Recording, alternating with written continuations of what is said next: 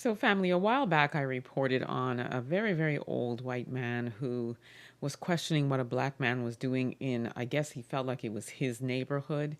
And just check out the report, check out the way this brother dealt with him, and then we'll talk about it a little further. Take a look. I'm gonna knock your old out. If you get in my personal space, I'm gonna knock your old. I don't get no man. Antagonizing me for what? Why? You live in this neighborhood. Why? What's the matter to you?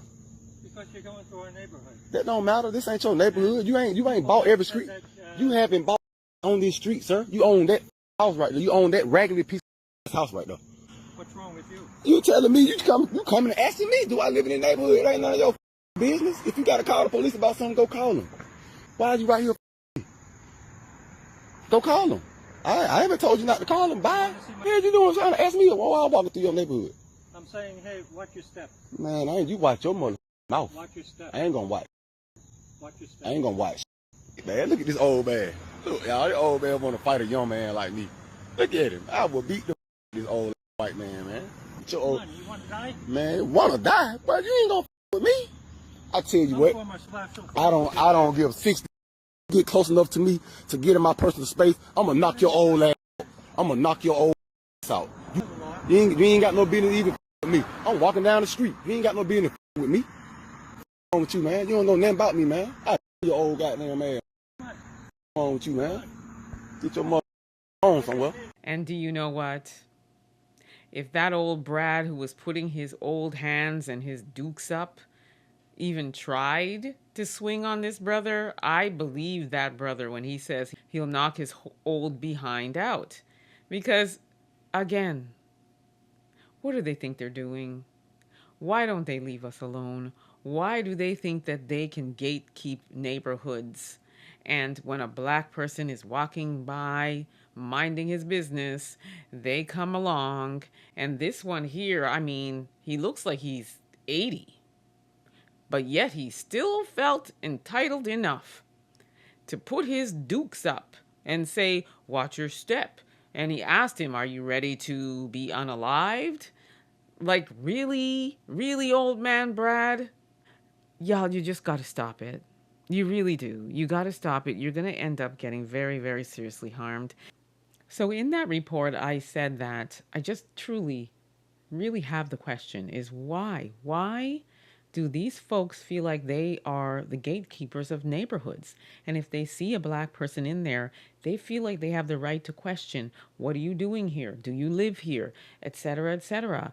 And this old man, like I said in my report, he's like 80 at least. And do you see how he was putting his dukes up? Like he was really ready.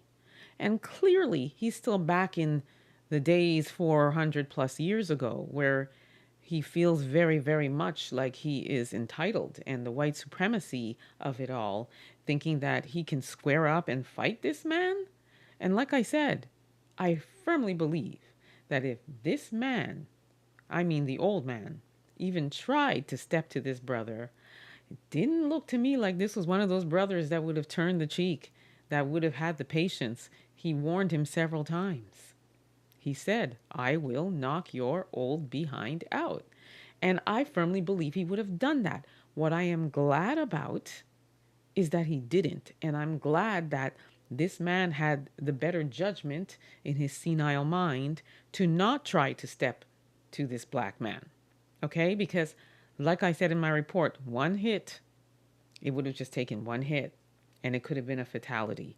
So, my point of saying all of this is that really and truly, you have to stop. Like I said in my report, you really have to stop doing this. It can really go wrong for you. And you don't have any right to question what a black person's doing in a neighborhood unless you are witnessing a crime or you see something that's, cause for alarm. And that doesn't just apply to a black person. That applies to anybody. If you want to be the neighborhood watch, you're doing that with everybody. But we all know that if it was one that looked like him that was walking in that neighborhood, he wouldn't have come out and questioned him like that. He certainly wouldn't have been squaring up, trying to fight him and asking him if he wants to lose his life and telling him to watch his step and all of those things wouldn't have happened.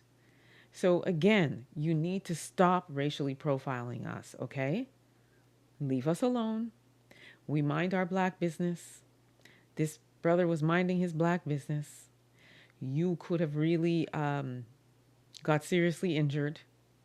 And the other thing I'm really glad about is that he had his phone on. And I mentioned that as well. And I'm just reiterating, I'm happy he had his phone out to record this man.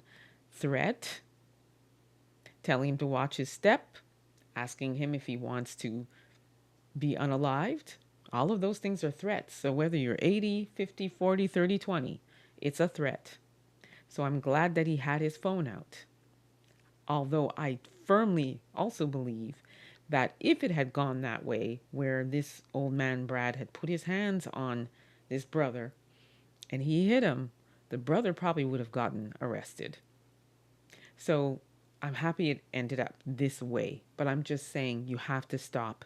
Not all black people will have the turn cheek mentality, okay? It's not going to end well for you. Cut it out. I keep saying it. Stop it. Let me know what you think about this, family. Don't forget to like, subscribe, share this content. Until next time, I shall see you again. Until then, please be safe.